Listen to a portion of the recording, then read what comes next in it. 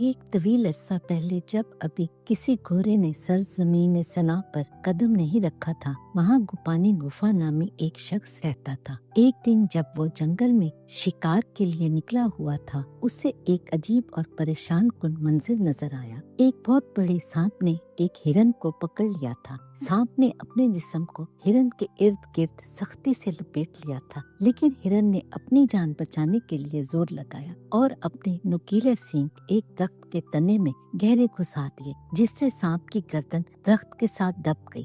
اب دونوں ہی پھنس چکے تھے۔ سانپ شکار مکمل نہیں کر سکتا تھا اور ہرن خود کو چھڑا نہیں سکتا تھا۔ میری مدد کرو، ہرن چیخا۔ میں تو کچھ برا نہیں کر رہا تھا، لیکن اب میں پھنس گیا ہوں اور موت کے قریب ہوں، مجھے بچاؤ۔ سانپ نے سرسراتے ہوئے کہا، میں انساتو ہوں، تمام رینگنے والے جانوروں کا بادشاہ۔ اگر تم میری مدد کرو گے تو میں تمہیں بڑا انعام دوں گا۔ گوپانی گفا کچھ دیر خاموش کھڑا رہا، سوچتا رہا۔ پھر اس نے اپنا نیزہ اٹھایا، ہرن کو مارا اور سانپ کو آزاد کر دیا۔ شکریہ، سانپ نے کہا۔ جب نیا چاند طلوع ہوگا تو دوبارہ یہاں آنا۔ جب میں ہرن کو کھا چکوں گا تب تمہیں تمہارا انعام دوں گا، جیسے میں نے وعدہ کیا تھا۔ مرتے ہوئے ہرن نے آخری سانس میں کہا، ہاں، وہ تمہیں انعام دے گا اور وہی انعام تمہاری بربادی بنے گا۔ گوپانی گفا اپنے گاؤں واپس آیا اور وہ ہرن کی باتوں کے بارے میں سوچتا رہا، لیکن جب نیا چاند نکلا وہ پھر اس جگہ واپس گیا۔ سانپ اب بھی وہیں لیٹا تھا، اپنے شکار سے سیر۔ جب اس نے گوپانی گفا کو دیکھا تو کہا، اب میرے ساتھ چلو پیٹا نامی میرے ملک میں، وہاں تم میری دولت میں سے جو چاہو لے سکتے ہو۔ گوپانی گفا کچھ دیر کے لیے جھجکا۔ ہرن کی آخری تنبیہ اس کے دل میں گونجی، لیکن تجسس اور امید نے اس کے خوف پر قابو پا لیا اور وہ سانپ کے پیچھے جنگل میں گہرا چلا گیا۔ کئی دنوں تک سفر کرتے رہے، یہاں تک کہ وہ زمین میں ایک تنگ سے سوراخ کے پاس پہنچے، اتنا چوڑا کہ ایک آدمی بمشکل گزر سکے۔ میری تم پکڑ لو، انساتو نے کہا، میں پہلے جاؤں گا، تم میرے پیچھے آنا۔ گوپانی گفا نے ایسے ہی کیا اور وہ نیچے گہرے اندھیرے میں جاتے گئے۔ کئی دن ایسے گزرے جیسے وقت تھم گیا ہو۔ آخر کار اندھیرا ختم ہوا اور وہ ایک خوبصورت جگہ پہنچے۔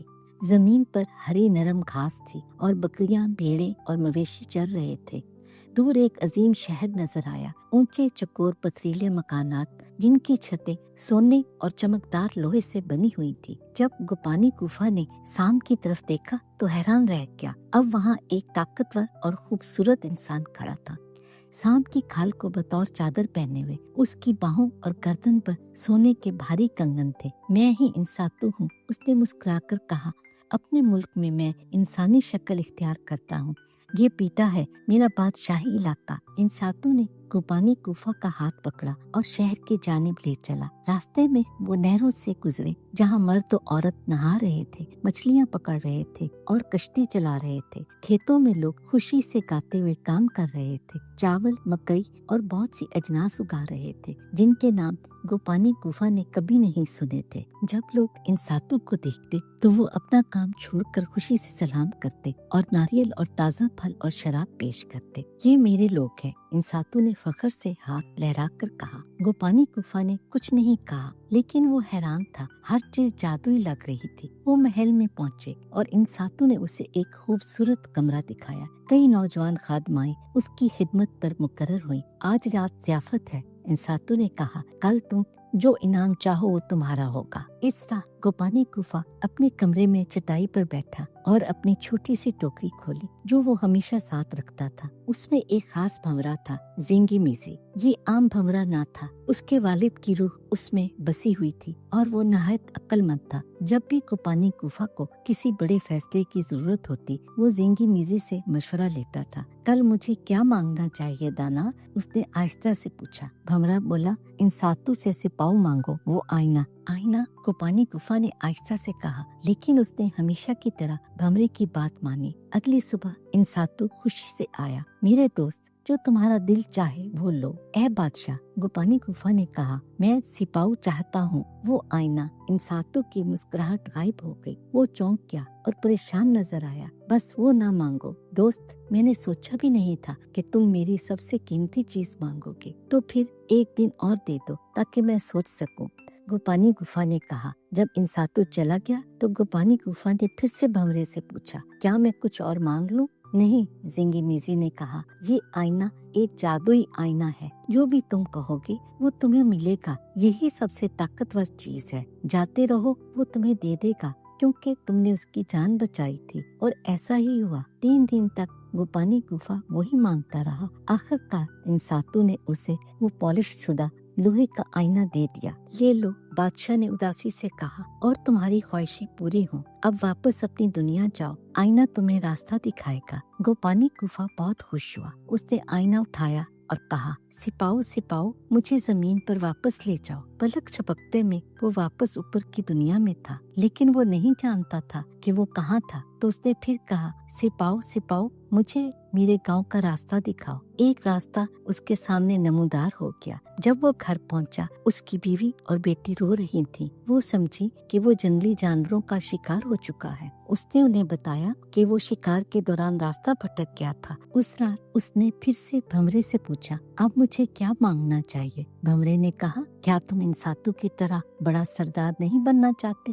गोपानी गुफा मुस्कुराया। उसने आईना उठाया और कहा, सिपाओ सिपाओ, मुझे एक ऐसा ही शहर दो जैसा इंसातू का है, और मुझे उसका सरदार बना दो। फौरन दरिया जंबीरी के किनारे एक अजीम शहर वजूद में आ गया। सोने की छतें, पथरीले घर, खुशबाश लोग, मवेशी और बच्चों की हंसी, सब कुछ पीटा की तरह। लोग गोपानी गुफा को देखकर खुशी से चिल्लाए और उसे अपना सरदार मान लिया। गोपानी गुफा इस अजीम महल में जा बसा। उसकी बीवी हैरत से चुप रही, लेकिन उसकी बेटी शासा मुसलसल पूछती रही कि ये सब कैसे हुआ। आखिरकार गोपानी गुफा ने उसे सब कुछ बता दिया, और यहाँ तक कि आईना भी उसे दे दिया। तुम इसकी हिफाजत करो, उसने कहा। तुम अलग रहती हो और यहाँ आने वाले लोगों की नजरों से बचा रहेगा। शासा ने आईने को अपने तकिए के नीचे छुपा लिया। कई बरसों तक गोपानी गुफा ने दानाई और मेहरबानी से हुकूमत की। सब लोग उसे चाहते थे और उसे दोबारा कभी आईने की जरूरत ना पड़ी। लेकिन वक्त गुजरा और गोपानी गुफा बूढ़ा हो गया। एक दिन सफेद फार्म लोग उसके मुल्क में आए। उन्होंने लड़ाई की, लेकिन आईने की ताकत की वजह से गोपानी गुफा ने उन्हें शिकस्त दी और वो साहिल की तरफ भाग गए। एक शख्स जिसका नाम रे था इंतकाम लेना चाहता था।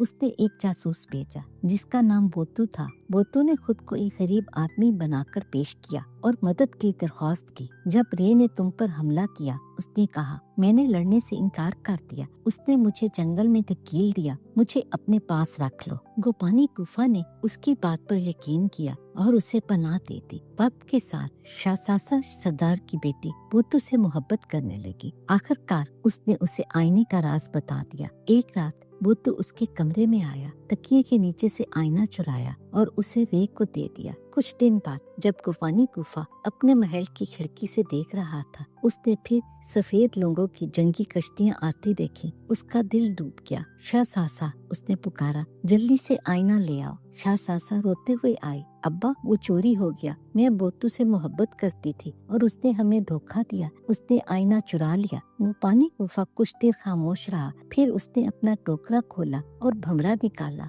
ए मेरे वालिद की रूह, अब बताओ मैं क्या करूं? भंवरे ने सरगोशी की। अब कुछ नहीं किया जा सकता। तुम्हें हिरन की कही बात याद है? तुम्हारा इनाम तुम्हारी बर्बादी बनेगा। बूढ़ा सरदार कांपने लगा। हाँ, मैं भूल गया था, मगर अब हिरन की बातें सच हो रही हैं। फिर सफेद फार्म लोगों ने हमला किया। आईने के बगैर गोपानी गुफा और उसके लोग बेबस हो गए। वो, उसकी बेटी और बहुत से लोग मारे गए। सफेद फार्म लोग आईना ले गए और तब से कहा जाता है कि दुनिया की ताकत उनके पास ही रही है। और यूं जादुई आईने की कहानी हमें सिखाती है कि कभी कभी जो इनाम हमें मिलता है, चाहे वो कितना ही जायज क्यों ना हो, अगर हम उसकी हिफाजत ना करें तो वही इनाम हमारी बर्बादी का सबब बन सकता है। एतमाद सोच समझ कर करना चाहिए और गुरूर से बचना चाहिए। गोपानी गुफा की नेकी ने उसे अजमत दी, लेकिन एक तंबी को भूल जाना और गलत दिल पर भरोसा करना सब कुछ ले गया।